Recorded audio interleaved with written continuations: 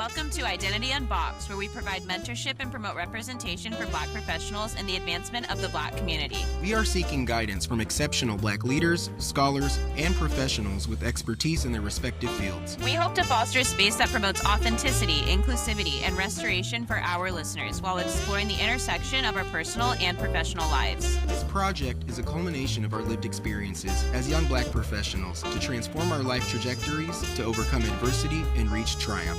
Our intention is to inspire you on your path to discovering your purpose.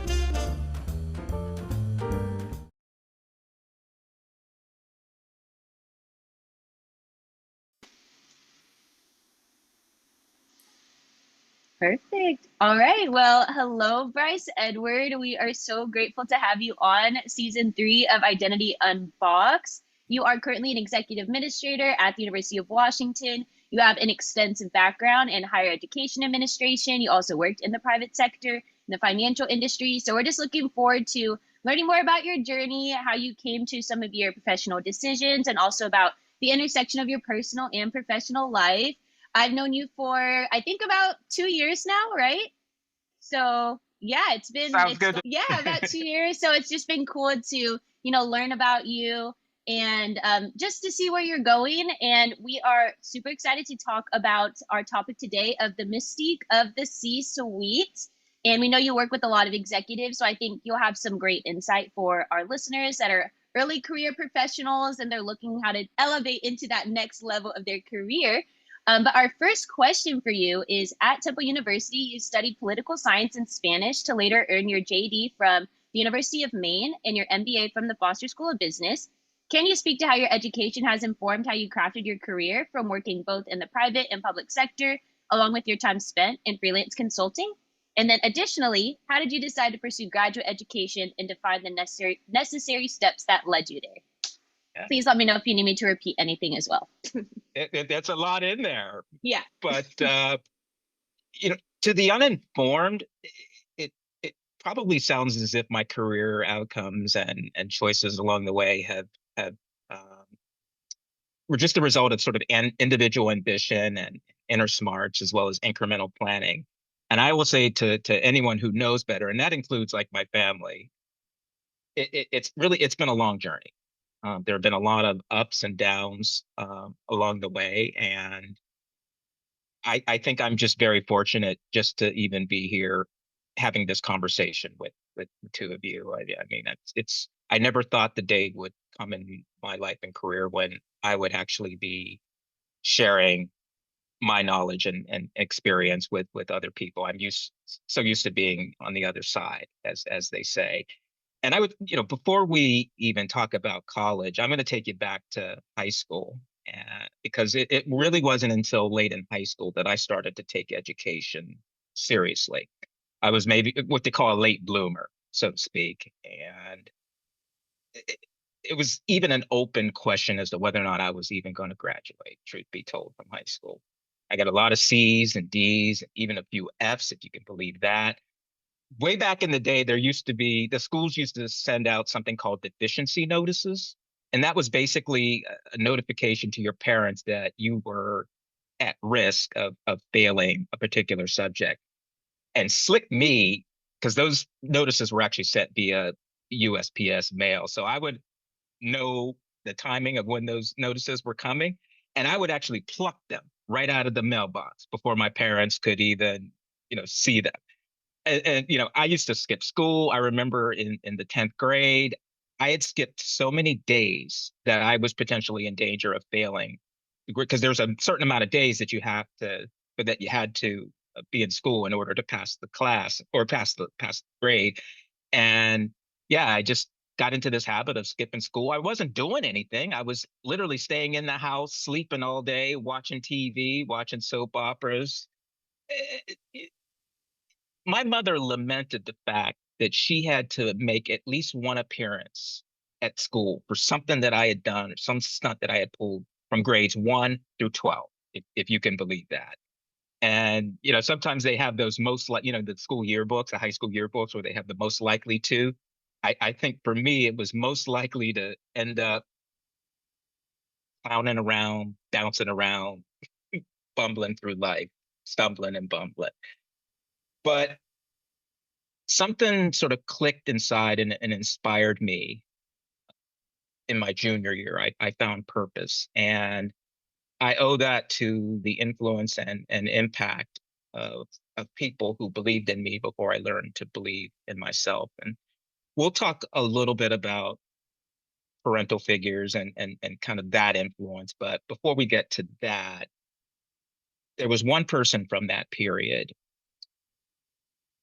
was my high school Spanish teacher, Helen Holmes, who not made a difference, made the difference, not just made a difference, but made the difference in terms of me changing the direction of my life.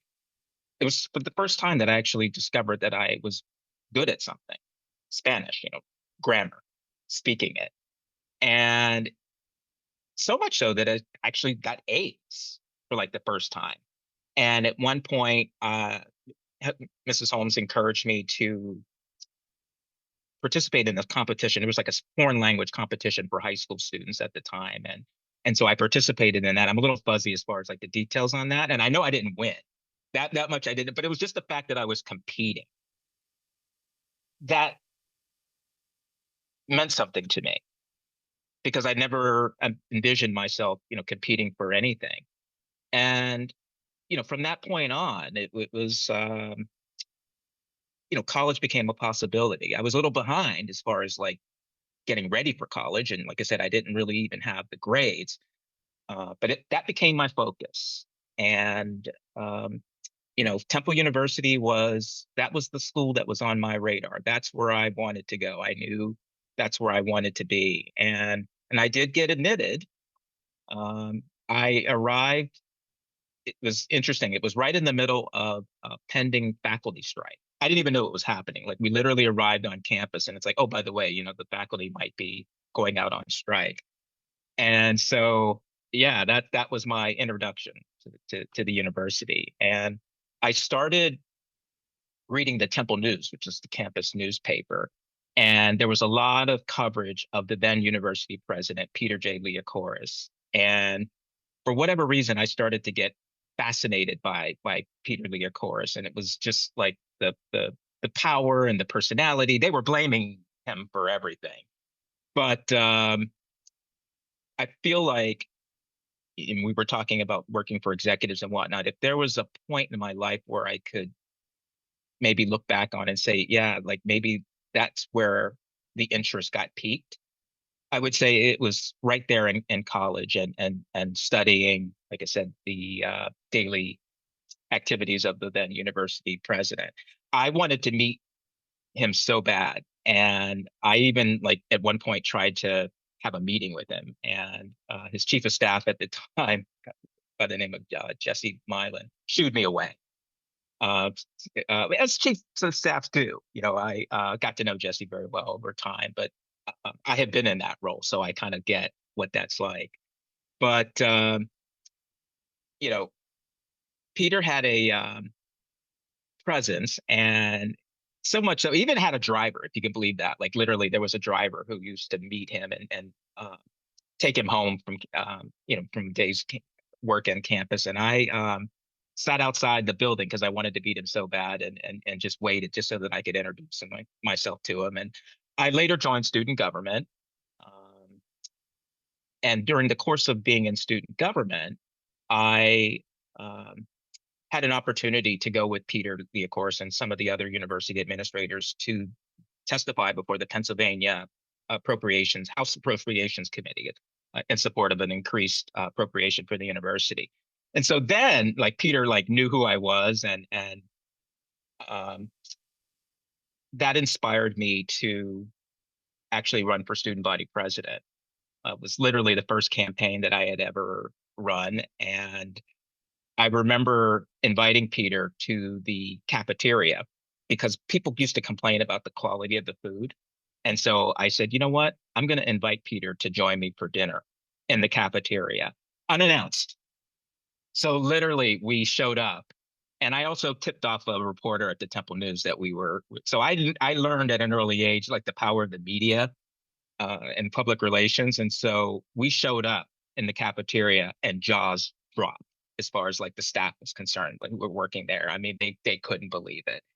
And they did an article about the event, and it made the front page. And I eventually ended up winning that election. And one of the things that I remember very vividly is after we won the election, Peter invited me to a cabinet meeting and instructed each one of the vice presidents to come prepared to address the different aspects of our platform. We called it putting students first. That was our platform. And that really made me feel special. I'm like, wow, like these folks are like here to respond to me. It was a very different feeling for me. But I say all that to say that that was a very early influence. And I also ended up taking because you said I was a political science major. So I took a class on the history of the Supreme Court. And that class was taught by a federal district judge. He only taught one class to undergraduates. He was appointed by President Lyndon Johnson, if you can believe that. And his name was Judge Charles Wiener. And the interesting thing about Judge Charles Wiener was he was very good at getting parties to, like, opposing parties to settle. And what he would do was he would schedule settlement discussions late in the afternoon on a Friday, like maybe 2 or 2:30 in the afternoon. And we basically say, okay, we're going to be here until you all work this out. And you get the psychology there as far as late Friday afternoon, because it's kind of like, boy, this is the only thing standing in the way of like me starting my weekend. Yeah, people are ready to go home. So he was strategic. It was very, very strategic. But I got A's in his classes, believe it or not. I mean, it was a class with papers, but I ended up getting like A minuses. And I mean, literally after pulling all-nighters, and I'm literally getting A minuses. And that got me thinking about law school. And after I decided to apply to law school, I asked Judge Wiener if he would be willing to do a recommendation, and he said yes. And so I started the application process. And I remember coming to class, and Judge Wiener said, "Mr. Weatherly," he said, "I happen to be at the university. I happen to go to the University of Maine. I was asked to come up there to be a judge in a competition." And he said, "I spoke to the dean." He said, "And I want you to apply. They're expecting your application." And he said, "The thing about this school," he says, "it's a small school." He said, "But you're going to get personalized attention. And most importantly," he said, "they're going to make sure that you graduate." And at that time, I didn't fully understand what that meant. But it turns out that a lot of law schools intentionally take more people than they know they're going to keep. And essentially, they flunk out like the bottom third. That's what I was just figuring, that I'm sure they accept a lot, and then folks drop out because they don't want to continue, or it's just too challenging. It's too challenging. What's the whole like look to your left, look to your right? One of these folks is not going to be here. Weed out type of environment is what they call it. That's exactly right. But Judge Wiener took an active interest in it. Again, there's this theme about people seeing something in me before I could see it in myself. And like I said, that goes back to high school, goes through college, on through law school. And I say all that to say that if I could make it, like anybody can make it. And like I said, it wasn't as a result of methodical planning. It was just that I benefited from the wisdom of other people who, got me sort of focused. And then I sort of obviously maximize the opportunities.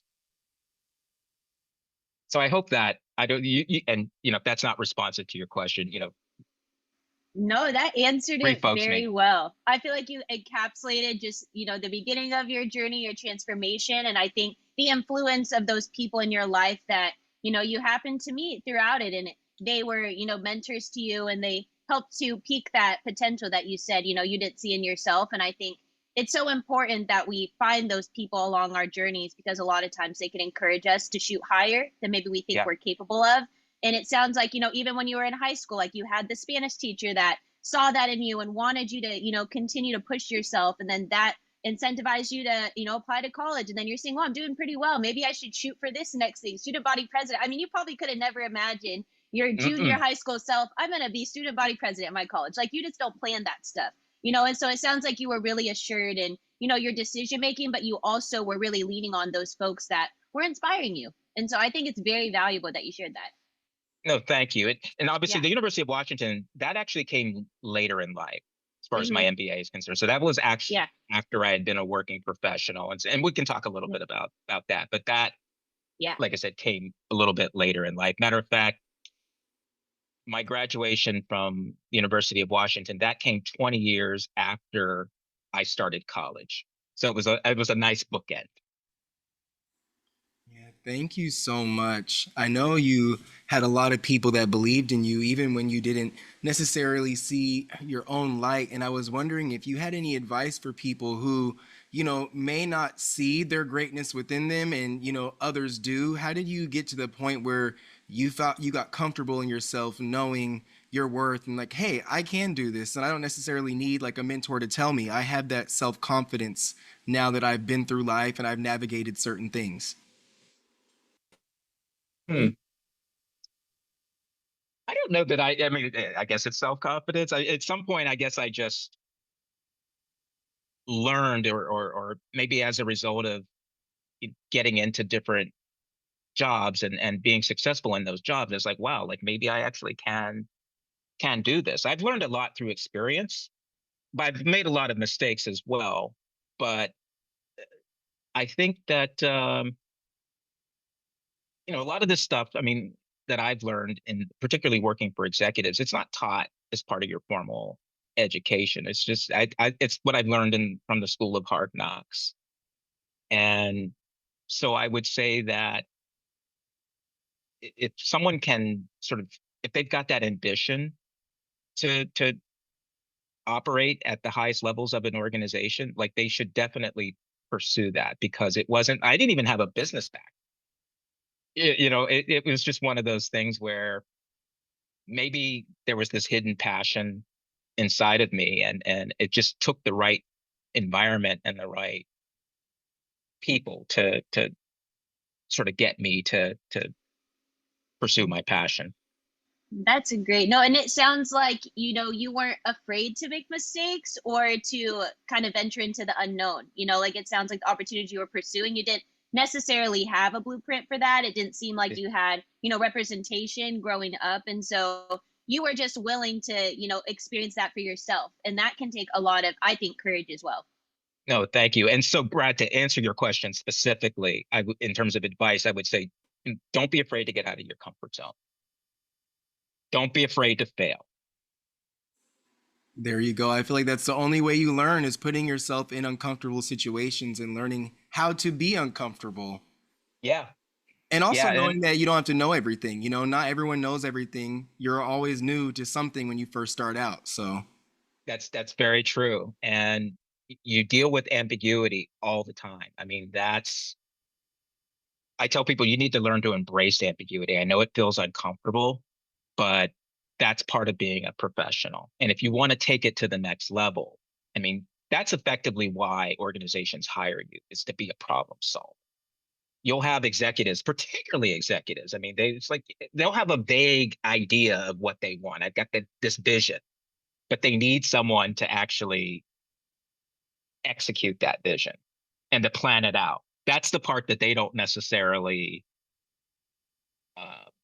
bring to the table. And so it's incumbent upon you to kind of run with that and to develop some ideas, and necessarily have to go all the way down a certain path, because I like to maybe think about what assignment I've been given, and then I'll come back and I'll say, okay, this is what I heard. This is kind of what I'm thinking. Is this directionally, what you were thinking? And then that will give me a sense of whether or not I'm at least in the ballpark, or I need to, completely go back to the drawing board. And I've had to do that, from time to time as well. But, I try to give people maybe even 3 different scenarios in terms of solutions, and to, like I said, see if any one of them resonates, based on what I heard. But again, it's ambiguous, and I have to sort of go with that and do the best that I can to be responsive to that. Thank you so much. I feel like that leads perfectly into our next question. Great segue. As a right hand to higher ups, you've spent the majority of your career supporting executives in Fortune 100 companies and in higher ed, including Washington Mutual Bank, Antioch University, and the University of Washington. Can you speak to how you've managed collaborating in pressurized environments with high stakes and the most interesting aspect you found about the happenings in the boardroom? So again, remember what I was saying, it's not the stuff that they teach you as part of your formal education. There's no how-to guide. There's no app for that, as they oftentimes say. And so again, the school of hard knocks. I've had to learn how to most effectively serve different types of executives. They're all different in terms of their relative strengths and shortcomings. Every single one of them, their needs and expectations. With some people, you work particularly at that level. I mean, they are the type. It's like if the green tea's the wrong temperature, you're fired. Versus other people that I've worked with, particularly the CEO at Washington Mutual, who I thought was just a really kind, low maintenance person. And it was the type of person that you just wanted to do right by him. And those times uh, when you don't, you really felt it because he was such a good, guy. Um, at WAMU, I was literally the person on the road with the CEO. That's why I was hired. And as part of my responsibility, it was essentially to be, with the CEO, make sure he has everything that he needs. If we're going to do a big keynote presentation, make sure he has a speech, make sure he has the event briefing so that he's always prepared going into every setting. And that was a different type of experience for me. It was not like anything that I'd ever done in the past. And so, again, like I said, there's no how to guide, but um, you just have to, like I said, sort of be willing to step out of your comfort zone and embrace ambiguity and see what happens. And it just turns out that we clicked. We had a really good personal relationship. We spent a lot of time out on the road. It was me and the CEO, sometimes his wife. And so you get to know those folks on a human level. And I think that gets to the question in terms of what I thought was most interesting about all the different executives that I supported is just how human they are. The only difference between them and us is they don't live paycheck to paycheck. They don't worry about where their next meal is coming from like the rest of us, but they have the same emotions, whether it's insecurities, jealousy, animosity, you name it. I used to see it all the time. I remember one time the CEO at Washington Mutual, we were out on the road and there was some kind of issue that was happening back in headquarters. And they were essentially coming to him and saying, we can't work this out. We need you to work it out. And he said, look at this. He said, this is like, they're like a bunch of babies. He said, but I'm going to show you how you handle that. And he said, I essentially put it back on them. And I said, if you folks can't work this out, then I will decide for you. But if I decide, none of you are going to like it. He said, and when you put it back to them from that perspective, it's amazing how these fires tend to extinguish themselves. And yeah, it was just, like I said, lots of learning that just happened just between, I really missed the time when, the two of us, it would just be the two of us out on the road, just talking about life, not work, but just like life. And I do anything to have those opportunities again. Um, yeah, so that, like I said, I think that was the most interesting part is just how human they were. I love executives. Yeah, I love executives, and we didn't talk much about the gap because that was like my first like job that actually worked when I was out of school and I lived in San Francisco. They moved me to San Francisco and the whole 9 yards. But there was a CEO there by the name of Mickey Drexler, who later became the CEO of J. Crew and also served on the board of Apple till about maybe 5 or 6 years ago. And I remember just watching Mickey interact with people around the headquarters at Gap, which was a really unique place.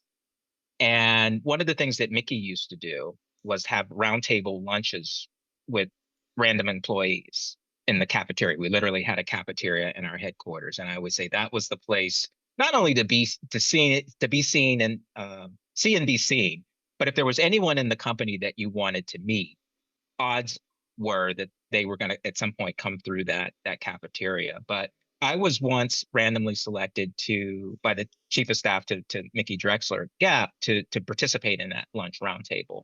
And I just remember still just the impact that had on just being asked to participate, and you just never know the impact that you could potentially have on someone's life and career just by a random simple act, if that makes sense.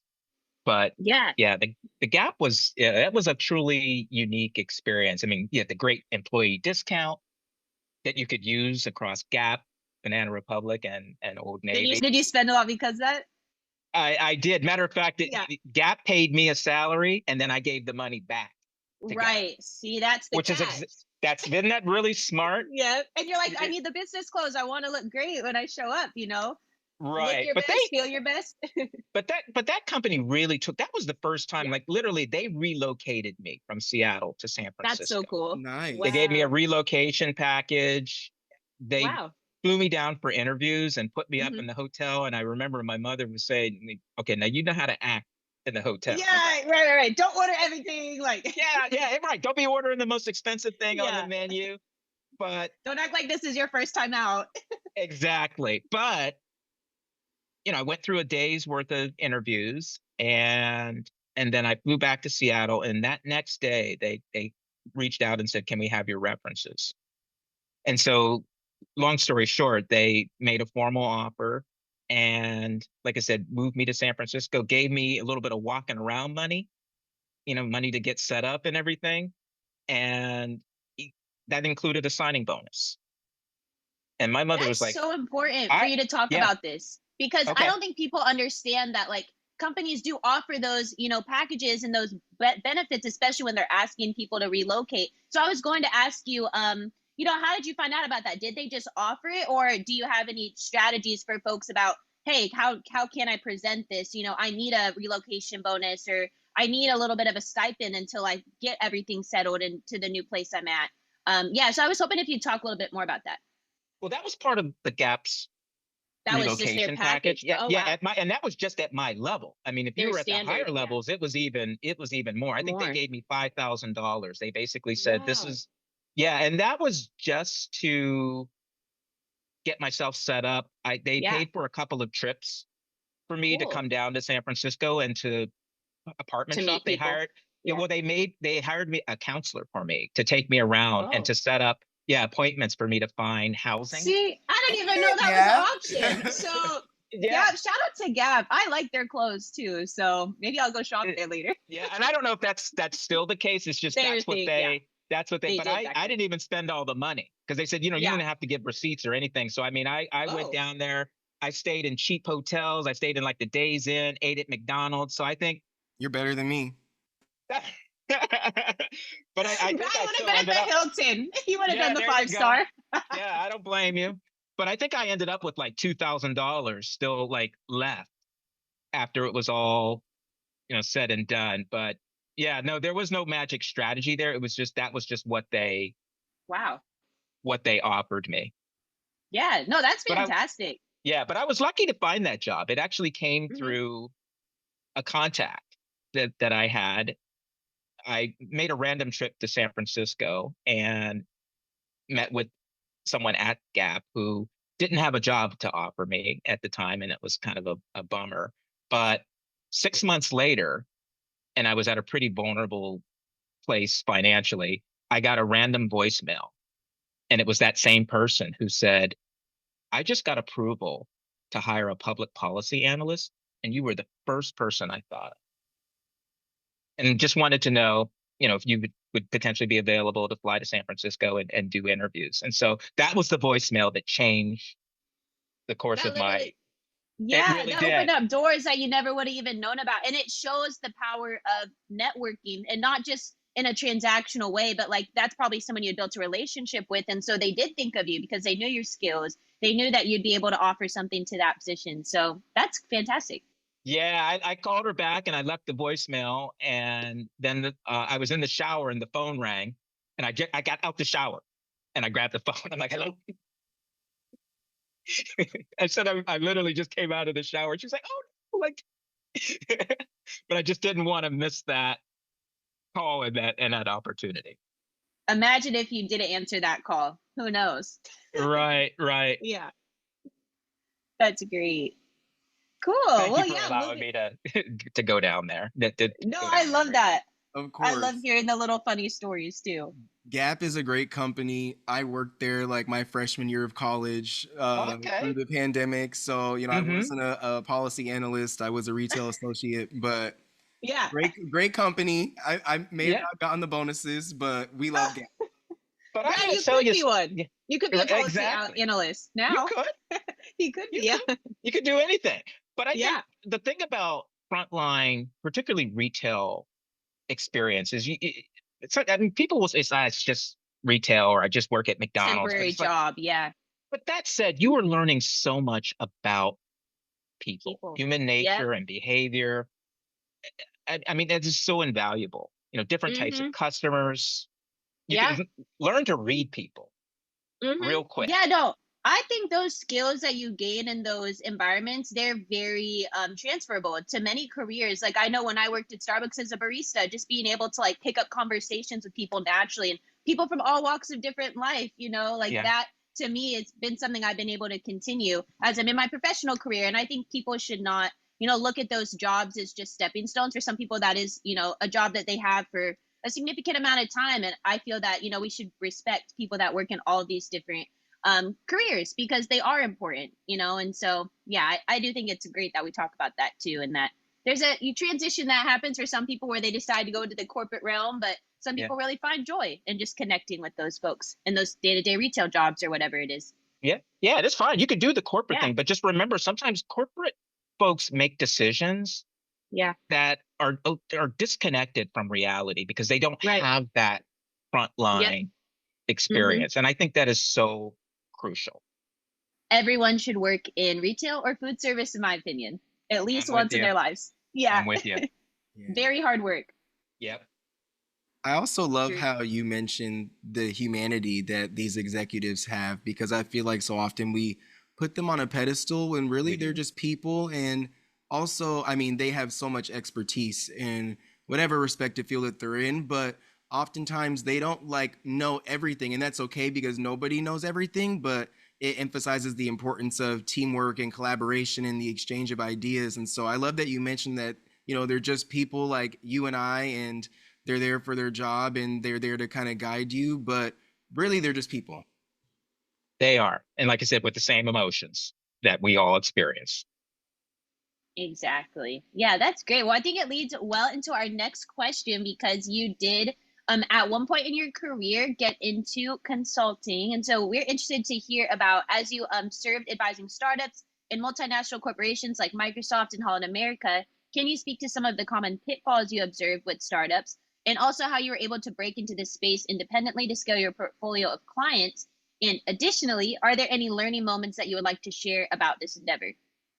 Yeah. I think this is where it's going to get a Get little emotional. interesting. Yeah. Oh, yeah. Yeah. But I'll tell you, if you've ever struggled to answer that classic interview question where they ask you to describe your weaknesses, if you struggle to answer that question, Yeah. start your own business because those weaknesses are Right. going to Right. become very Apparent. apparent Yeah. to you. Yeah, very quickly. And I mean, this was a period in my life. It sounds a lot smoother than it really was, but I started contracting as a business school student. It turns out I had interviewed for a job at a startup right before I went to business school, and essentially they were saying, yeah, we could work around your schedule at school and whatnot, and not a problem. But my instincts told me, it's just if you're gonna do your MBA, then you need to do your MBA and um, put the career on hold. But there was an opportunity to do some consulting, and so the CEO of that startup was like,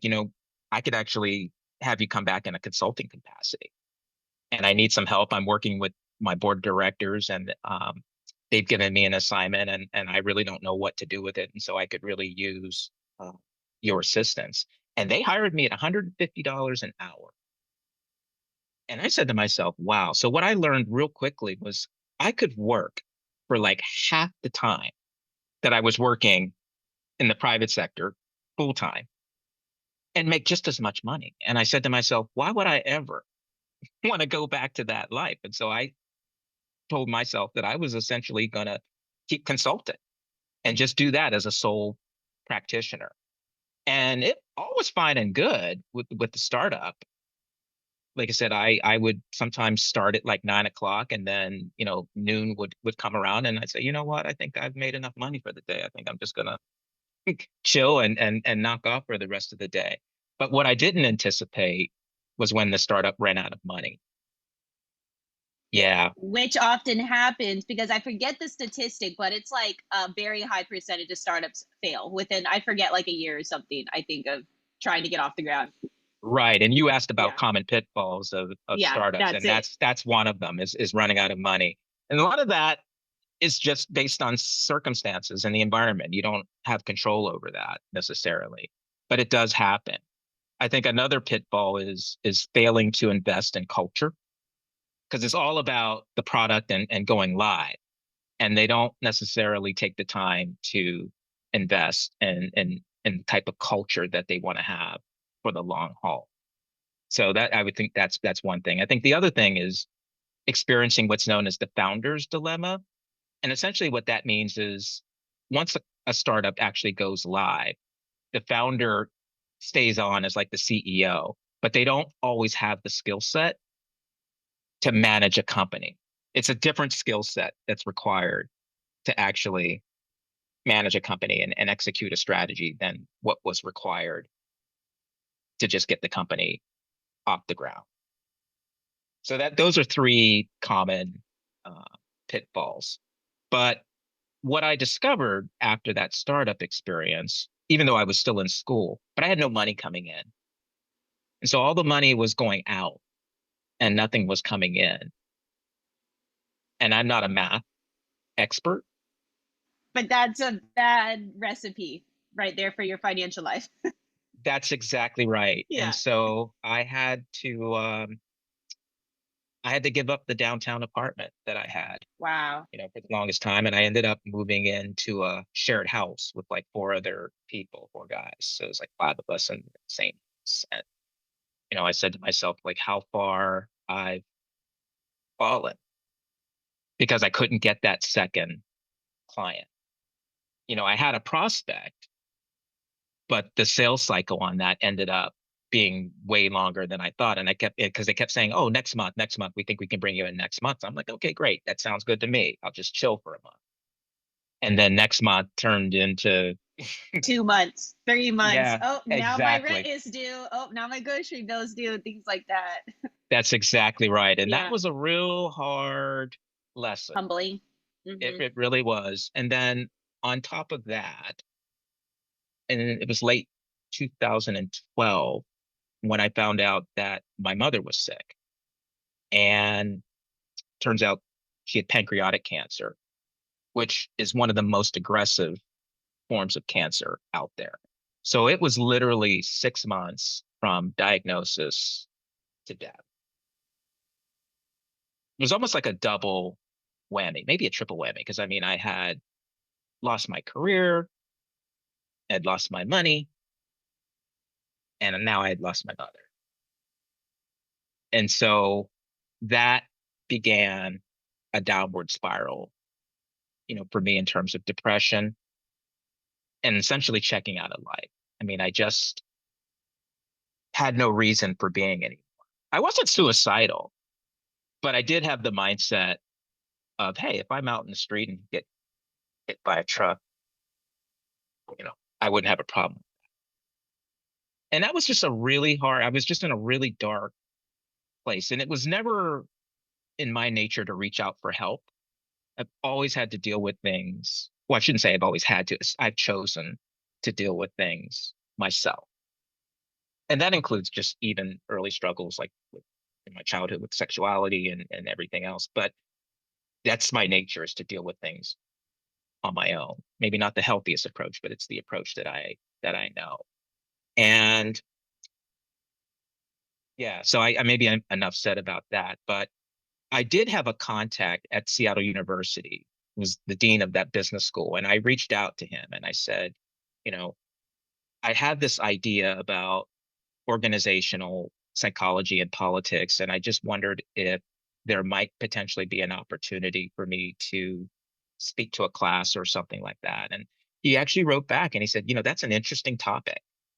And there's one faculty member that I'm going to put you in contact with, and maybe there's an opportunity for you to come in and speak to that class. And that faculty member reached out to me. And the next thing I know, I had a speaking gig. But not only did I have a speaking gig, I had something to do. Like, I had purpose again. And not only that, but I mean, it was coming up, and I was like, I got to get my shit together, because I'm going to be speaking, before a class of people, and I have no idea what the heck I'm going to say.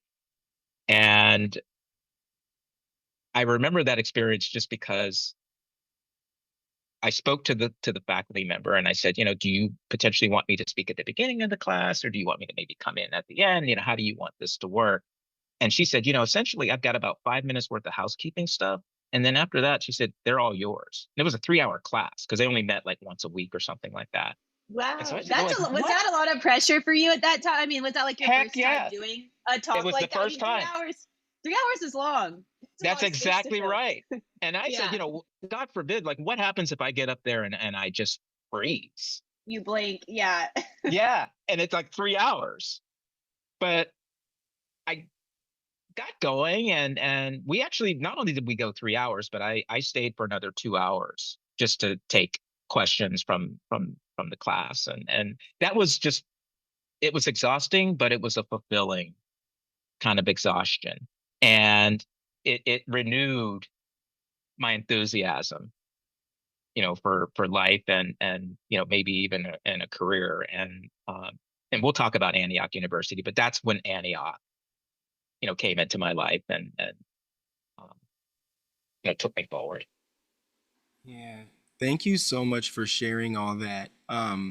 First of all, I'm sorry that you went through so much in like such a short period of time. It just seems like sometimes life will punch you in the face, and I have family members who lost parents and have still not recovered to this day, because I feel like they went down a similar path but weren't able to emotionally heal. And I was wondering if you're comfortable speaking on that, if you have any advice for people who just are facing an insurmountable amount of struggle in life and feel like they might not be able to bounce back or aren't able to fully cope with what's going on. Do you have any advice on? I know you mentioned you found your spark again through that other endeavor, but do you have any advice on how to get through it even when you feel like you can't? Don't give up, because once you've overcome once or twice adversity, it gives you the confidence to overcome it again. I mean, because we're all going to hit air pockets in life, and we don't know when they're going to come. There's no such thing as a convenient crisis. And you just have to know that at some point, the snake is going to run out of venom, and things are going to turn around, for you. It can't get any worse. Like, I felt like it's like at this point, it's just like, I just can't see how things could, other than just getting like a death sentence that I only have like a month or something to live. It's like, I don't see how it can get worse. And so you just have to, you can be human and you can deal with it the way that you need to deal with it. But at some point, you just have to find the energy and the enthusiasm to move on. And that's what I did. I mean, I got to a point where I just said, I just can't even like look at myself in the mirror anymore. I can't go on like this. And so I need to start, taking some shots. And that's where the Seattle University, that was just a shot in the dark. I didn't know that it was necessarily gonna amount to anything. But it came through, and like I said, it was a decision that then had uh, longer term implications for the rest of my career trajectory. So I would just say, just don't give up. Hang in there. persevere, and know that, people, as they say, there's always somebody who has it worse in life than you do and would give anything to trade places with you. So, it's all about perspective. You don't want to lose perspective.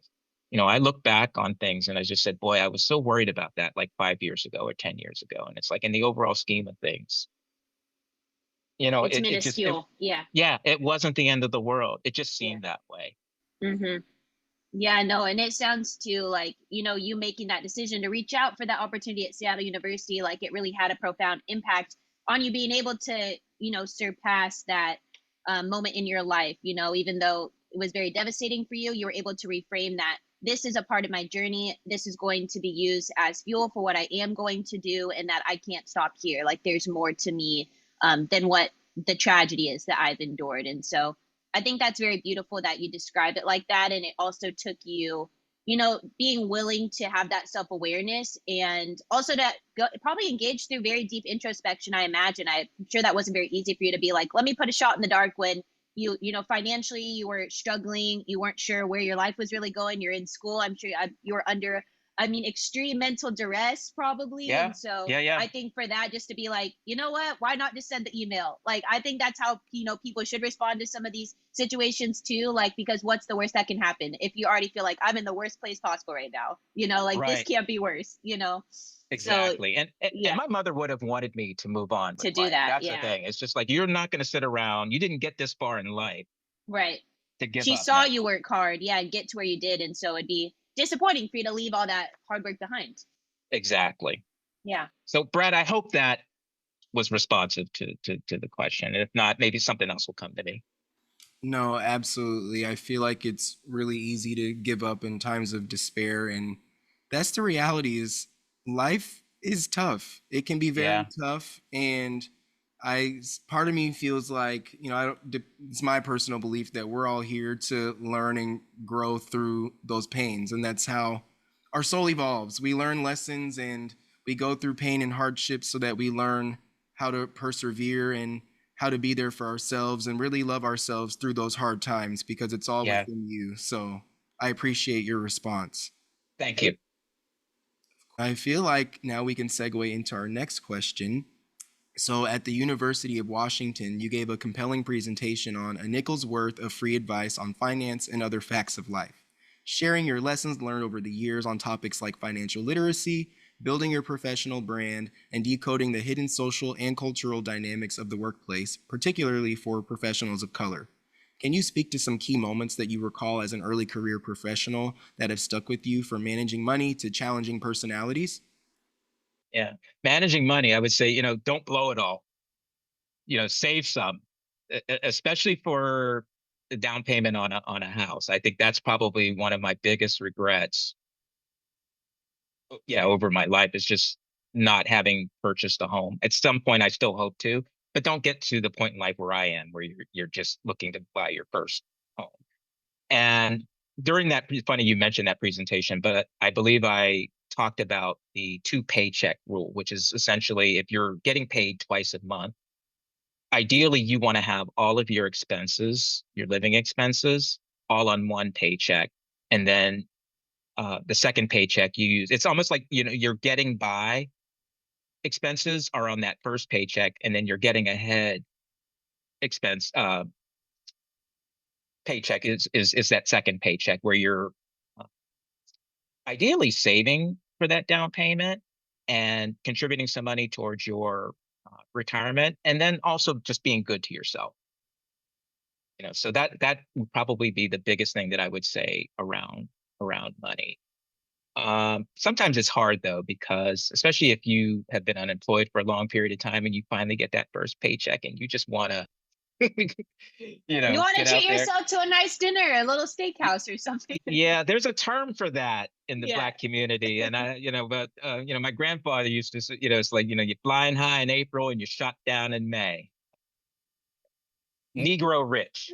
Yeah, yeah. I don't have to, say what it is, Right, right. but as far as your career is concerned, I would say you got to recognize that you are a brand, in the sense that everything that you say and do contributes to. Okay, so I define a brand as the sum total of uh, how people perceive you, like it's positive or negative. Um, every organization has a brand. When I say Apple, you either think positive or negative, and then there are certain adjectives that Right. reinforce that Mm-hmm. perception. Like to Yeah, me, that you that is your. associate with it. Mm-hmm. That's exactly right. And just like organizations, individuals have brands, positive or negative. You have a brand in the workplace as a professional, you have a brand as a person in the world. Ideally, it's an integrated brand. And so, my vision and values reflect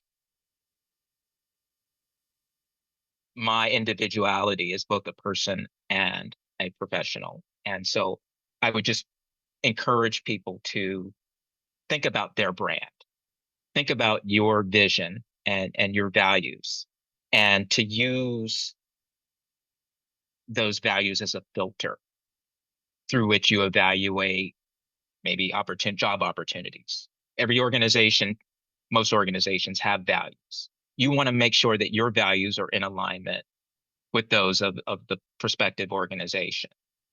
But don't just go on what they say or what they publish on a website. Ask them, like, how are these values operationalized day to day? How are people held accountable for either living up to those values or not?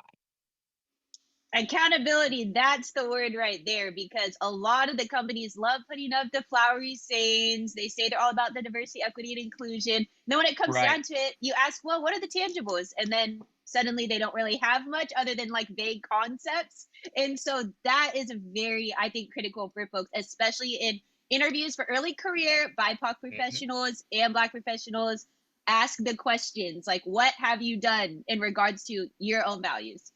Yeah, a lot Yeah. of them have concepts of a plan, Yes. as Yeah. Cohen Yeah. said. Concepts of Yes. a plan. Yep. And some Yes. people don't care, that a concept is fine. But for us, we need to know what the plan is. Yeah. And talking about accountability, just as the organizations need to hold themselves accountable for living up to their values or not, we have to hold ourselves accountable too, to be self accountable for living up to our own standards. They say that your values and your character are the behaviors that you exhibit when you think nobody's watching. And so just within our own, so I hold myself accountable in the sense that I know I don't always live up to my values because they're aspirational in a lot of respects. But I stop myself many times and I just say, you know what, that's you know better. And I just think that's important as well. I know you mentioned home ownership and the importance of, saving for a down payment. And I was going to ask, I feel like a lot of Gen Z and younger generations are straddled with a lot of debt, like student loans, rising costs of living, especially those who don't have support from their family. Like, I personally seen a lot of people who work and are independent, but their parents will be like, "Oh, here's 50,000 for a down payment on a house and we can split it." What advice do you have for people that might have like debt, like credit card debt and things like that? Would you advise that they pay that off before they save for a home, or can they do both at the same time and maybe get a mortgage if they have that debt still? I think credit card debt is one of the worst forms of debt that you can hold, and that's just because of the interest rate. So I think, and I'm no finance guru, but one of the things that I have learned is that's the debt that you want to pay down first. Ideally, you don't even want to have it. So if you can, pay your balance off every month, that's what you want to do rather than carrying a balance over subsequent periods. Because like I said, that interest adds up really fast. So it could be like 20, 25% interest. That's bad debt. Your student loans, I think, are different because it's an investment in yourself. It's just like a mortgage. Like it's like this is something that benefits you.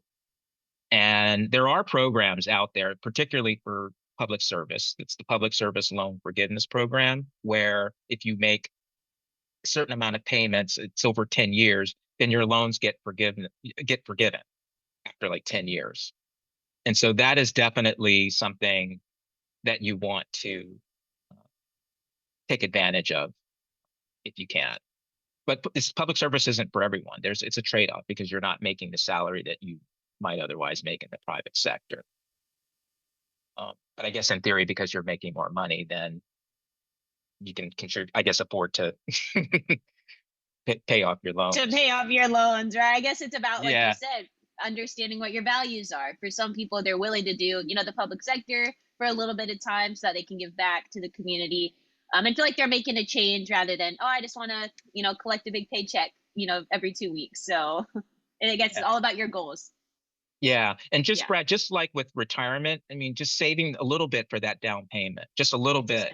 Yeah. It adds up. I mean, you don't always have to put down 20%. I think that's ideal. But there are a lot of programs out there where you can put down less than 20%. But that's just, if you can solve your housing problem, quote unquote problem, boy, I mean, you are well on your way to becoming self-sufficient. It's just hard because you just never know, like, are you completely wedded to an area, or, could you potentially move? Or like in my case, it's like, well, what happens if I lose my job? But you're still going to have to live somewhere, unless you're just going to go live, in a van down by the river. I mean, you're going to have to live somewhere. Viable option in this economy. That's true. Honestly, some of those vans I've seen, they look pretty nice. People are kind of outfitting them. They're live on in a boat. Yeah, a boat or an RV. I don't know. Yeah. Better than a car. Yes. No, but rent is for, I can't believe that I've been doing. Yeah. Playing that game.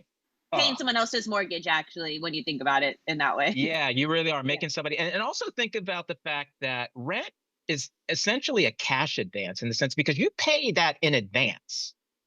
Like most things you pay for sort of in real time. You go to the store and you pay for something and you do the exchange. Rent is something that you pay in advance, and you haven't even gotten the full benefit of what you bargained for. And I just have never understood that. And not only that, but it's like, oh, you're late. I'm like, well, I'm late. How am I late for something that I haven't even benefited from? So I don't know if that makes sense. I just exactly. No, I was literally going to say that. Crazy. I saw I saw like an opinion online where someone was like, this is one of the first generations where we're paying upwards of $2,000 a month for a 1-bedroom apartment, yet people can't afford a down payment on a mortgage because home prices are so high that they're stuck paying rent because they can't put down that fat lump sum. So it's just interesting times. You got that right.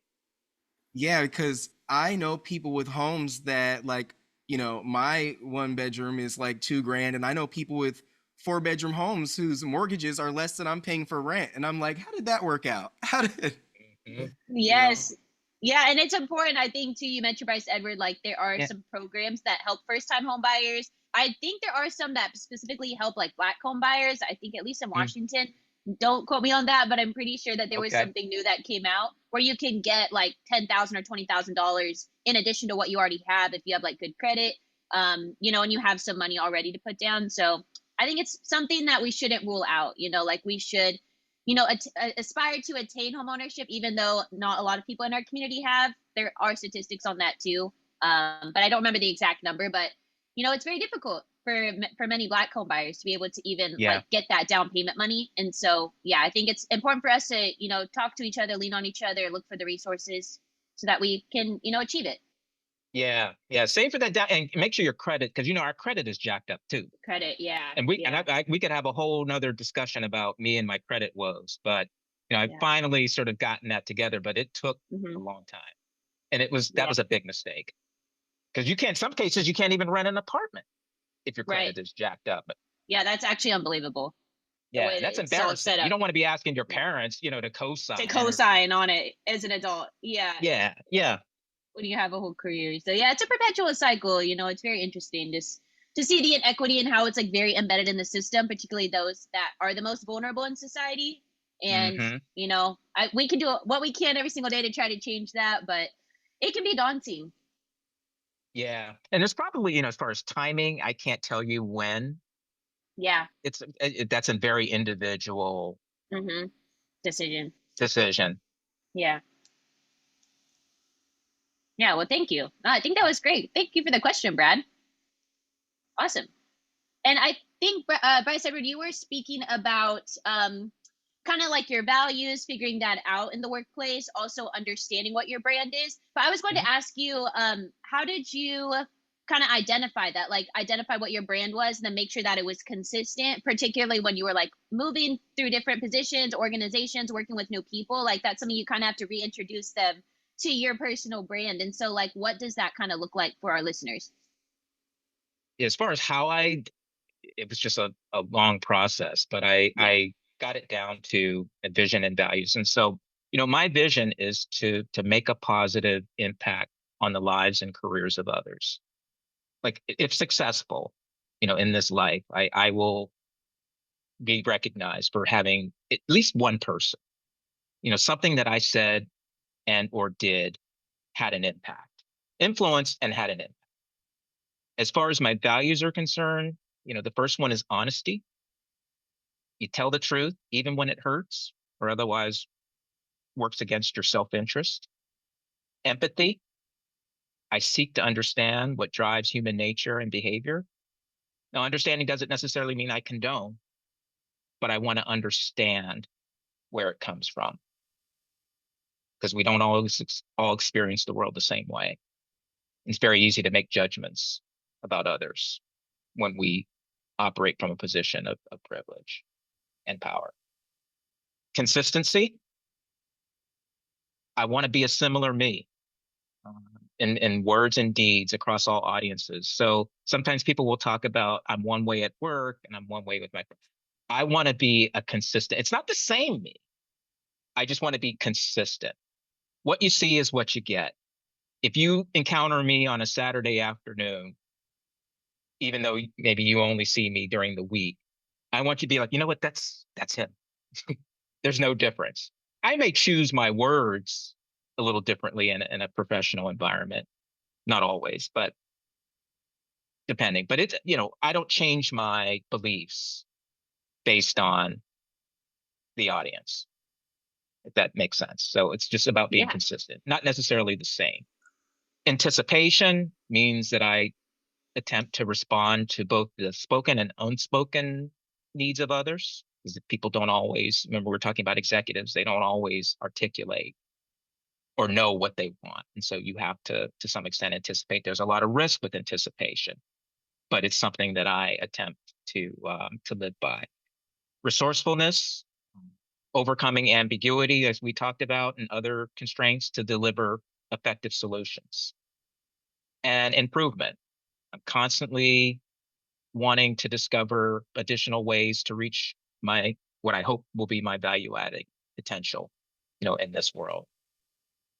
So that's essentially what now, my values may be refreshed at some point, down the road, but I'm pretty confident that this is me. That's me. That in terms of how I define and differentiate myself. Yeah, that's great. No, you answered my question perfectly. And I think also you just speak to authenticity. Like that's really what enacting authenticity is in your daily life is like knowing what your values are and then choosing to live them out. That's not just something that happens, it's not passive to be authentic. It's actually an action. And so I feel that, yeah, you embody that in how you explain that for folks. And hopefully for our listeners, they'll be able to, after this episode, identify what their values are and then start to create their own brand. And you know that it's okay to let it evolve, like you said, like your values can shift a little bit, but hopefully there's like a central point where you feel like I'm always coming back to, these top ones that are kind of guiding me. Exactly. And I want to just make one point about authenticity, Yeah. because there's a particular style of leadership that's called authentic leadership. And I'm not sure that I am fully bought into that. For me, like I want to be real. I think there's a difference between being real and being authentic, because I think you can be authentically full of shit. I deal with a lot of people who are authentically full of shit. And that's not, I want people who are real. I want you to tell me what you really think. When we talk about things like remote work, for example, and leadership and manage, they got all these words. It's like, oh, this is about, collaboration and, this, that, and the other. But like, I don't know if you really believe that. Just say you want us in the office. Just say you want Just us say, in yeah, my cubicle. Yeah, yeah. literally. Or if you don't agree with it, just be like, you know Yeah, what? This I is don't like it. bullshit.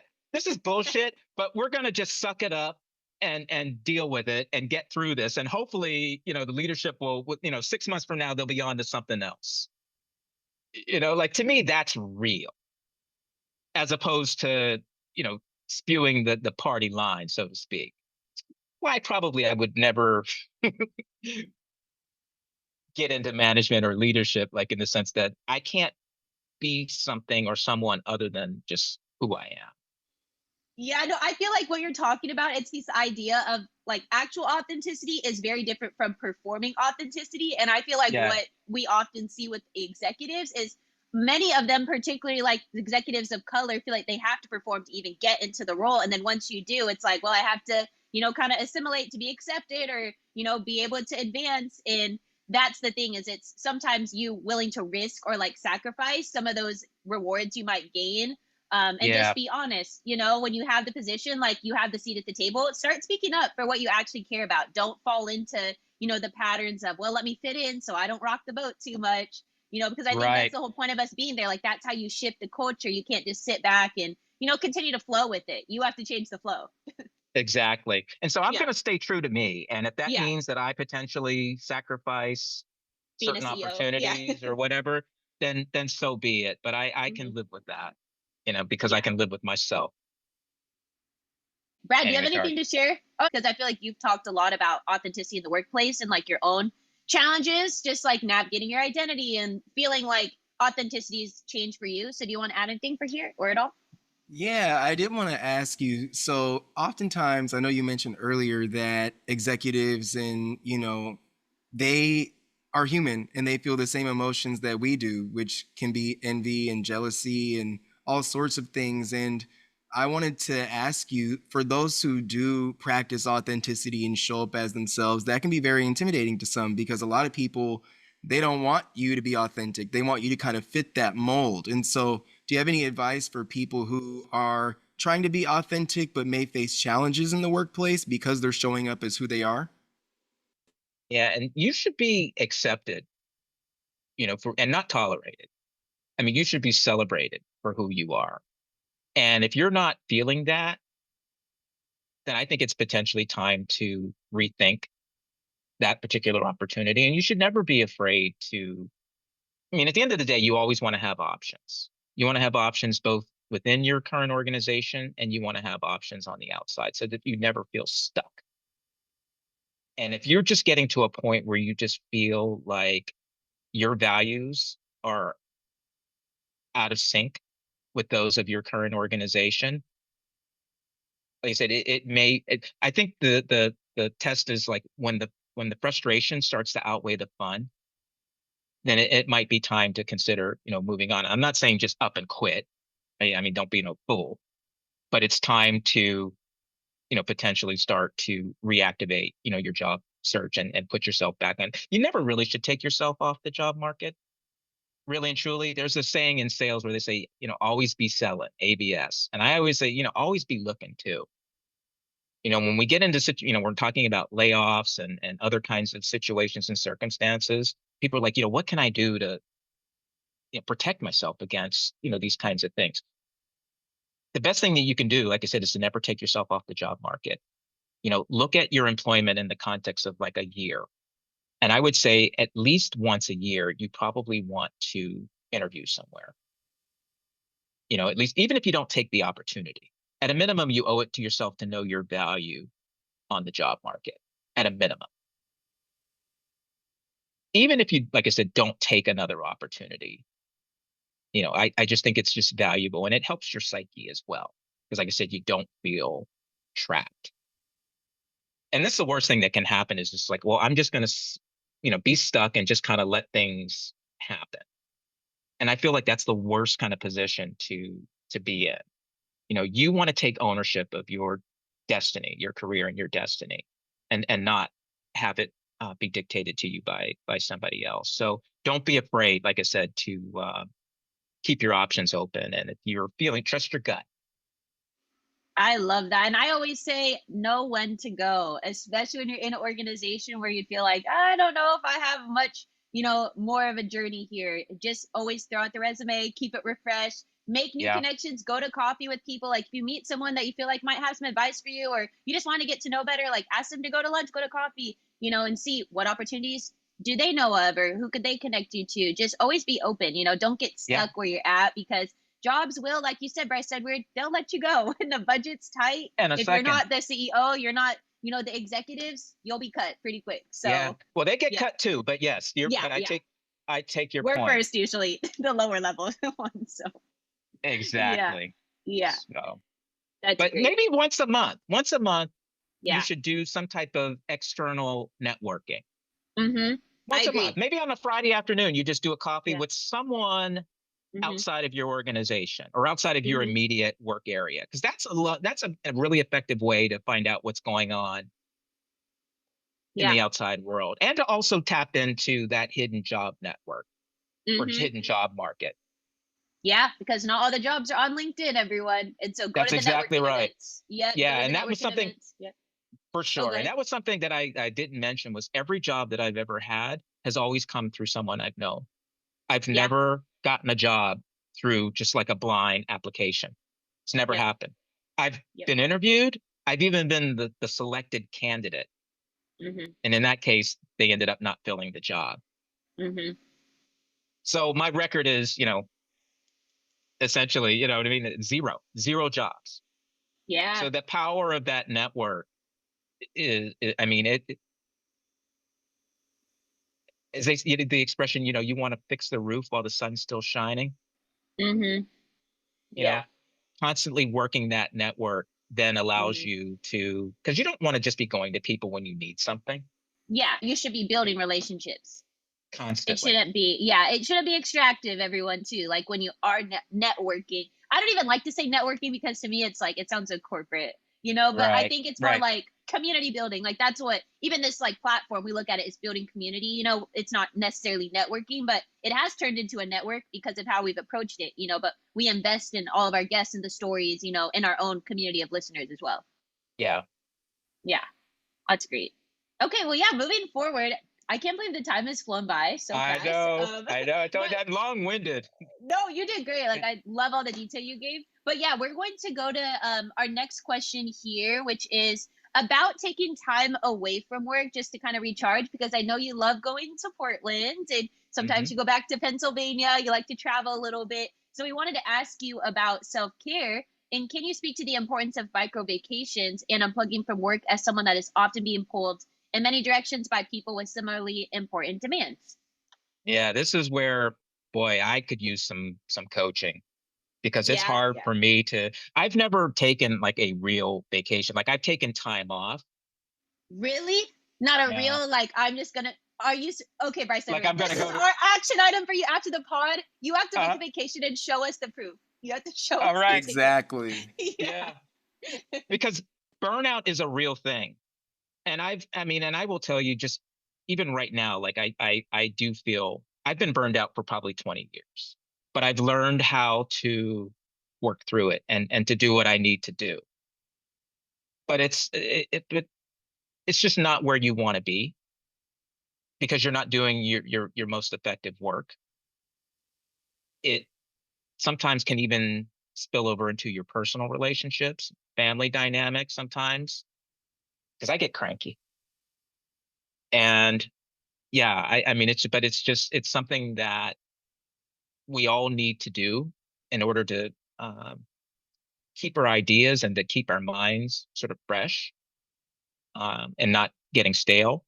But this is an area where I've got a lot of work to do. But it is important, and it is something that you should do, and you should completely, you know what I mean, like take a break, disconnect. Don't think about work, because it'll be there when you get back. I do appreciate that you gave us a real answer and that you didn't give us, some example of what you think self care is. Like that's actually something you're still working through.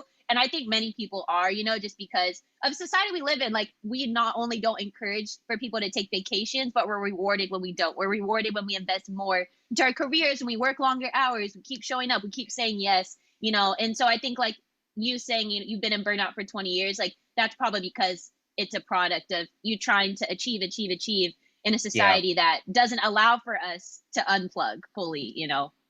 it's true. Yeah. That's true. Exactly. Yeah, I might not need to get more like you because I feel like I travel way too He much. travels a lot. Especially, Yeah. I was I gonna love it. say if I didn't travel so much, I might be a homeowner by now. But I feel like I It's feel good you recognize that. right. I mean, I don't regret it though. I feel like traveling is kind of like my escape because especially now with everything being like virtual and remote work, it's like you can never unplug.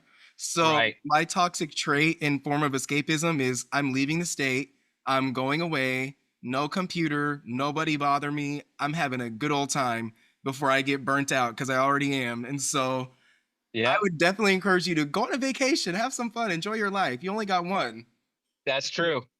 Thank you. Brad, See, it's a two-way street. This yeah, learning. I was just gonna say, I think you two need to connect and share some of your tips, right? Because you're both on the extremes, and so let's bring you back, you know, to the Right middle on. here.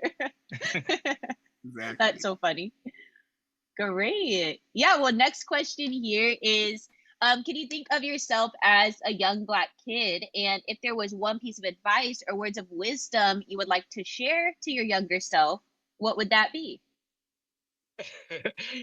So I have a father who taught me a lot as a child, and I was talking about when my mom passed away, and part of the way that I when we at when we're at the memorial service, part of the way that I tried to get everybody to laugh a little bit was I put together like this presentation, this PowerPoint presentation of my father's like greatest sayings from when I was a kid, and so I thought maybe I would share some of those with you to the extent that they make some sense and are still applicable in today's times. But um, on life and on learning, he used to say that a hard head makes a soft ass, and I think that is just so true. Even as we go through adulthood, plenty of people who could learn that lesson.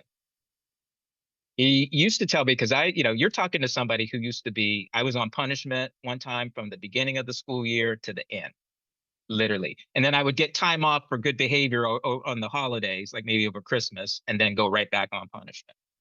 And he used to say to me, one of these days, he said, you're going to get tired of being on punishment. And it was true. I mean, my friends are out, doing this, playing in the street, riding their bicycles, and I'm stuck in the house. So that, I don't know if I've ever gotten tired of being unpunished because it seems like I'm always in trouble. But be that as it may, that still resonates with me. On being prepared, he used to say, you never leave the house without a couple dollars in your pocket because you just never know. And even nowadays, a lot of us maybe don't carry cash because we've got, all these different apps and whatnot, but it still never hurts to just have a couple dollars in your pocket just in case. So yeah, like I said, you just never know. He always used to say, especially when we on finances, when we would ask for money, these days, my money's kind of funny. Should have saved more money, so that way we could avail ourselves. On accountability, he used to say, you never signed your name to something you didn't do. And yeah, I mean that I don't know for whatever reason that has stuck with me. And my favorite, because I call this, Ed Weatherly's greatest hits on communication, like within the family. He always used to say, "Ain't nobody told me shit." And that's just literally sometimes I feel like I'm always like the last person to know anything. So that's just something that for whatever reason, still resonates with me. And I just remember like he worked in the steel industry for a long time when that was a big thing here in this country, particularly in Pittsburgh. A lot of people, like literally, people would drop out of high school to go work in the mill because those jobs paid so much. I think they gave you a company car, the whole 9 yards. It was totally worth it. And then when those jobs went away, I mean, there are certain communities in the Pittsburgh area that have never recovered from the steel industry and those jobs moving overseas. But later in life, he was able to work in a nonprofit organization, and it was an organization that placed like former welfare recipients and people with challenging backgrounds, just trying to get them integrated, reintegrated into the workforce. And I remember he was telling the story because he worked for this. She was the executive director. Her name was Dr. Carter. She's old school. She was the type of person he say took no mess from anybody. And so he said, like one day, but she never came into the office before 9 o'clock. Yeah, it was kind of a standard thing. So he said, he was sitting around and they were in the office with some coworkers and they were messing around, just jiving and shooting the stuff. And somebody said, did you hear that? It was like 8:30 in the morning. And somebody said, did you hear something? I said, my father, he said, I think that might be Dr. Carter. And they're like, no, no, no, that's not her. No way, no way, no way. And he said, you know what? He said, you all can just sit here and keep doing what you're doing. He said, but I'm going to pick up my notebook and my pen and I'm going to look like I'm taking some notes. So a couple of seconds later, this head pops in the door and it's Dr. Carter. And she says, since you all ain't got nothing to do, why don't you all go home for the rest of the day and think about it? And send them all home. Literally, like, I guess no pay for the day. And then, as my father, she said, wait a minute, Weatherly. She said, well, stay. She said, you don't have to go home. She said, but I do want you to know, I know that you were messing around and not doing anything. She said, but you're the only one who had enough sense to look like you're busy. Work smarter, not harder. There you go. Hey, now you said it, not me. Yeah. I hope that makes sense. I hope some of that makes some sense. Yeah. No, I appreciate you, really being personable too and giving us a little bit of your family's legacy, because it's clearly, inspired you and made you who you are and built your character. And so it's great. And yeah, I'll throw it to Brad to ask our next question. Yes. So we were wondering, can you share a few recommended reads for our listeners about corporate America and how these have provided you insight for building meaningful professional relationships? There's one book off the top of my head. It's called Corporate Confidential by Cynthia Shapiro is the name. And that she's a former HR person, but it's literally like the unwritten rules that HR operates by. So I think that is something that you just need to be informed. Oftentimes people are like, oh, I'm just going to go to HR. And it's just like, that can work against you. And so that book, I think, gives you some insight from somebody who's actually done that job and why in some cases you may not want to go to HR. Or if you do go to HR, you just want to go in with your eyes wide open. Because HR is not there to protect you. It's there to protect the organization. It doesn't always tell you that, but it's something that I think everybody needs to know. Yeah. I think another resource, there's a book called Unfolding the Napkin, which is essentially a book or a resource that teaches you the art of visual problem solving. And literally like the back of the napkin was like the main book. And it's really about how do you reduce your ideas to very simple visuals, literally on the back of a napkin. And I thought that was it's about how do you become a more effective communicator, both verbally and visually, like both of those. I always felt throughout my career that I was pretty effective on the verbal, the blah, blah, blah, but not as effective with the visual. If you ever see those folks who go into a boardroom and they just, go right up there on that whiteboard and just essentially take control, of the room because of the fact that they have that skill. I think that's really valuable. So those are two resources that I would, recommend for people to, if at some point, just familiarize yourself.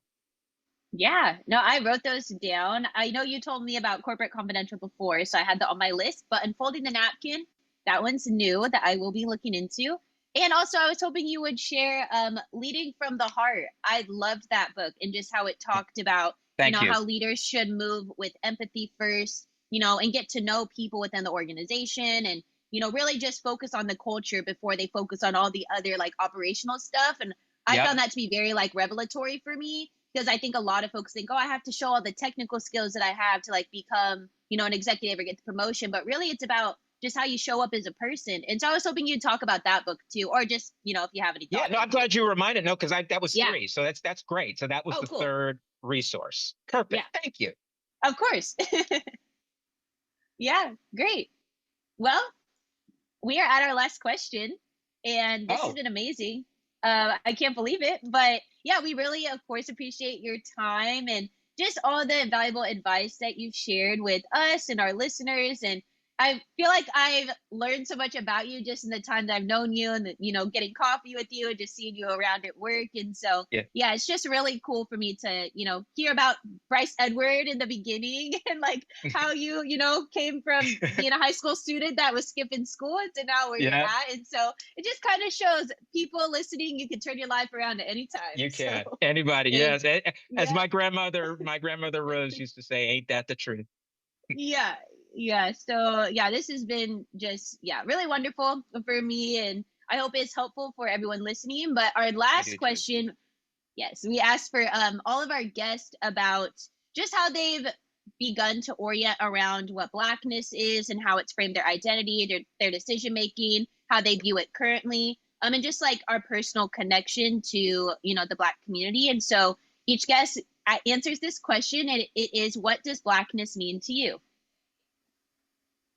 And feel free to take your time because it is challenging. Yeah. For me, it means experiencing the world from two sides of the same coin, in the sense that from the inside out and from the outside in. From the inside out, that's how I present myself to the world. And what I mean by that is I expect, matter of fact, I demand acceptance as well as respect from others, who I think in turn should expect the same from me.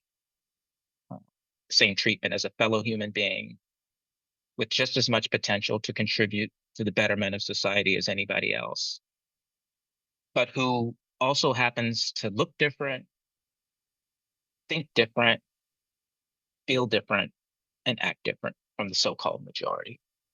Maybe thank goodness for that. From the outside in, this is how the world presents itself to me. And I have to be realistic in the sense that others aren't necessarily going to give me the acceptance and the respect that I expect and demand. And that's evidenced by the fact that, this country has voted to endorse white supremacy and open criminality over character, which used to count for something in the people that we elect, people that we trust to lead and otherwise inspire us, and not to further divide and otherwise dehumanize us. I just really appreciate how vulnerable you are in sharing that, like seeing yourself from the inside out and also from the outside in, because I think that is how, it feels like being a Black person in specifically America for Black Americans, like not always feeling like we can truly show up as we are, and that there's always these perceptions about what we can do, or, about our potential, or just stereotypes that they're always kind of swirling around us, even if we don't feel like we are fitting into any of those, but they're still there regardless. And so I think you just Yeah. really were able to explain that very well, and kind of give like that analogy with the coin. Like I thought that was brilliant. Thank you. And I wasn't trying to make a political statement. No, It's just, yeah, even though absolutely. I am thoroughly disgusted, Yeah, with where the country has gone. yeah. But maybe I'll give in closing, I mean, I'll even give a real world in terms of like the respect thing. Let's say in the workplace, I worked for someone, and I thought the relationship was actually a pretty effective one. She's a little difficult, and people had warned me about her, and I said, this is experience. I mean, she can be a little tough on things, but we get along. We're pretty cool. And she always gave me positive feedback. Nothing. She's like, oh, I think at some point you could do my job. I mean, it was that kind of feedback. I mean, we had there's a little bit points of friction sometimes in terms of just how approach, but that's okay. Like I would rather have somebody, a leader or a manager who's engaged rather than the other way around. Long story short, she retired and announced her retirement like very suddenly. But one of the things that she said is like, I need to do performance reviews and I need to do one for you. And I said, oh, you got a lot to do. I said, why don't you just focus? And there was also a cancer diagnosis there too that precipitated the decision to retire. I said, just take care of yourself. Don't worry about all this other stuff. It's not even the period for performance reviews. She's like, no, no, no, no, no, no, no, no. I've got to do a performance review. So the day before she retired, she sent me my performance review. And there were 6 categories on that review. And she rated me needs improvement, which is the lowest level that you can get, on 3 out of the 6. That's criteria. unbelievable. That's actually unbelievable. Yeah. Totally blindsided me.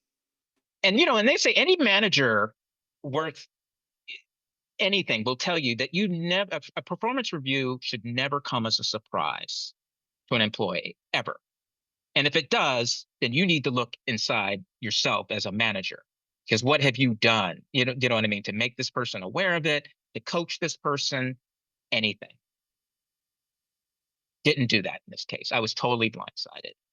And I put that out there as a warning, to people, not to scare you, but to just know that things like that because I thought that was,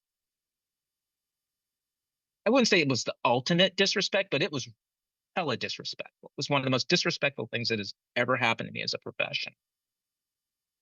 And I just wanted to share that because, and you can take the racial part out of it, but it's just the fact that it happened. It shouldn't happen to anyone. Yeah, that's so disappointing. And I was hoping you would share that because you've shared that story with me before. And so, I think it's important because we should be aware that folks are not always, presenting themselves as they actually are.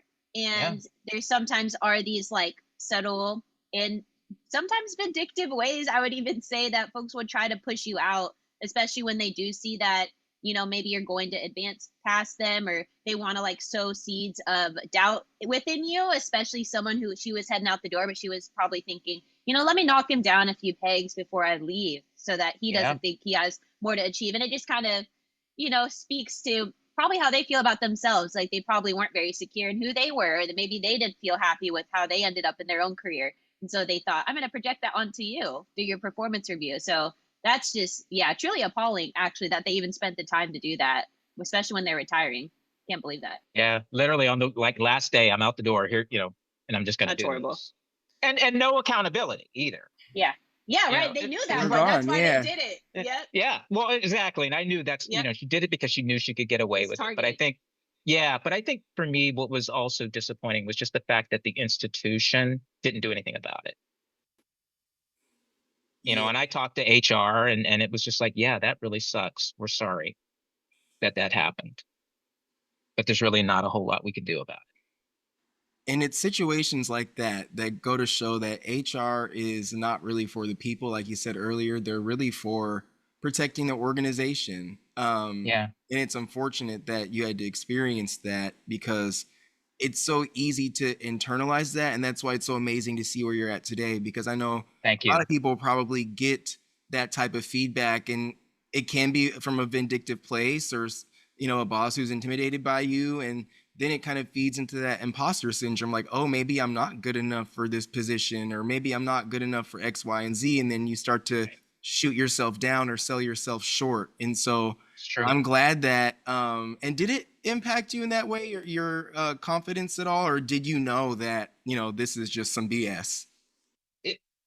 Both. But I mean, it was destabilizing in terms of, okay, am I going to stay in this role or what am I going to do? And so I really gave that a lot of thought, because had she come to me earlier on in the relationship and said, this is just not working, that would have been a totally different conversation. But she led me to believe something different. And I feel like that was just unforgivable. But it did, like I said, have a destabilizing effect. But again, it's just like quitting would have been the easy thing to do. So I didn't, and I'm glad that I didn't. But like I said, it was definitely tough to deal with in the moment, and I hope that that never happens to anybody Yeah, and I in the feel future. like absolutely, and I feel like, I believe you said earlier when we asked what does blackness mean to you, you mentioned that you demand respect and acceptance. And so I feel like you embodied that in that situation. Instead of quitting, you're like, you know what? No, I'm going to be respected. It might be destabilizing, but I'm not just going to quit and run away. Right, and give that person that satisfaction, maybe. Yep. Yep. And fold over because that's what they want you to do. They don't want us to keep persevering. They want to keep knocking you down until eventually you just give up on yourself. Yeah. So, yeah, you show that you should Thank you just, for thank you for allowing keep me to going. share that. Yeah, no, thank you. Like the insight you've given, I feel like this is really gonna stick with many people. Definitely. Like you gave a lot of personal stories. And you also just demonstrated that it's possible to overcome, all that adversity, like in your personal life, professional life, like just to see where you are and just, how it seems like you're just so, joyful every day. Every time I see you, you're happy with where your life is going and where you're at right now. And you just exude that type of energy, Thank everywhere. you. And so, that takes a certain type of person to do that, especially in a world that it feels, like there's just destruction just enclosing on us all the time. And so, Yeah, you're someone that you bring that little light. It's refreshing every time I see you and run into you, randomly and stuff around campus. And I love likewise. that. And so, yeah, we'll have to plan again to get together. Brad, you'll Look have to come forward. with us next time and we'll do a Yes. little lunch or coffee or something. Absolutely. Yeah. Please send me the invite. I will be there. Yep. Yep. Yeah, no, I look forward to that. Just make sure you have a lot of time. Oh yeah, we'll I'm block kidding. off the afternoon. We'll start Yeah, at noon and end it whenever. yeah. But I Perfect. also, as far as like mentoring, I mean, that is something Yeah. that I am always available to do for just Mhm. more for the audience. Mhm. You can reach out. I mean, I'm reachable via LinkedIn. I mean, that's probably the easiest place to reach me. But Cool. I'm always happy to give a nickel's worth of free advice. Thank It's something, you. yeah, it's just something that it's something I'm intrinsically motivated to do. I mean, I feel like I've been very fortunate in my life, Mhm. and I have a gift, and I Yes. feel like that gift is not going to be complete until I passed it on.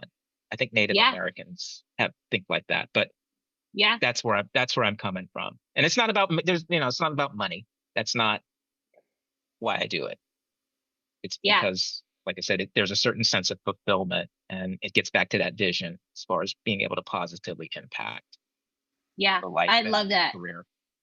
And it's also, you realizing that it'd be a disservice to not carry out your purpose and your personal mission in life. Like that's something that it's inherent within you that you want to give back and help people, be a mentor. And I hope that you do continue to you get into the teaching. I know you've spoken about that Yeah, as kind of next in your phase. And so, I think many young professionals would benefit from hearing from you and meeting you and you giving courses on like some of the ways that you navigated, the workplace culture and stuff. yeah. Like they got a glimpse in this short episode, but I know there are many more stories that you have. So Thank you. Yeah. Well, and I yeah, think maybe that is maybe why I'm here on this earth is to yeah, get into this teaching and to. I don't think I can make a living teaching.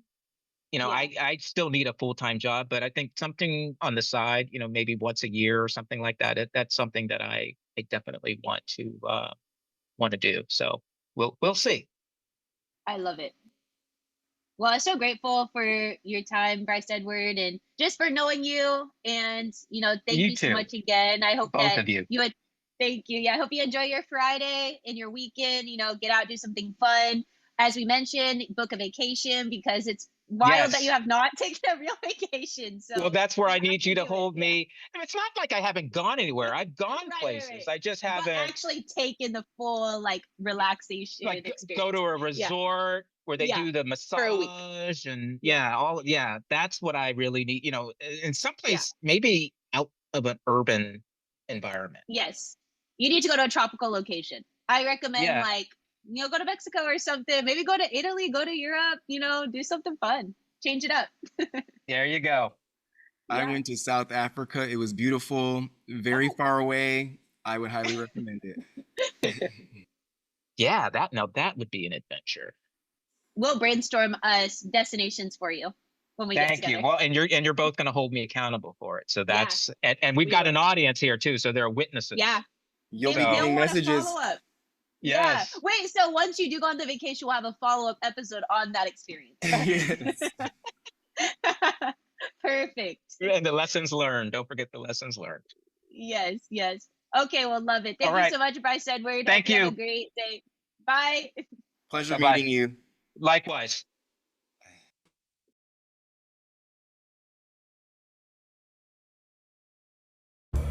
We deeply appreciate your support as we work to uplift the Black community and explore our unique experiences within the Black diaspora on Identity Unboxed. Authenticity is your guide to cast an impact on the world that you will be proud of. Signing off with pride, Tiana and Brad. Thank you so much.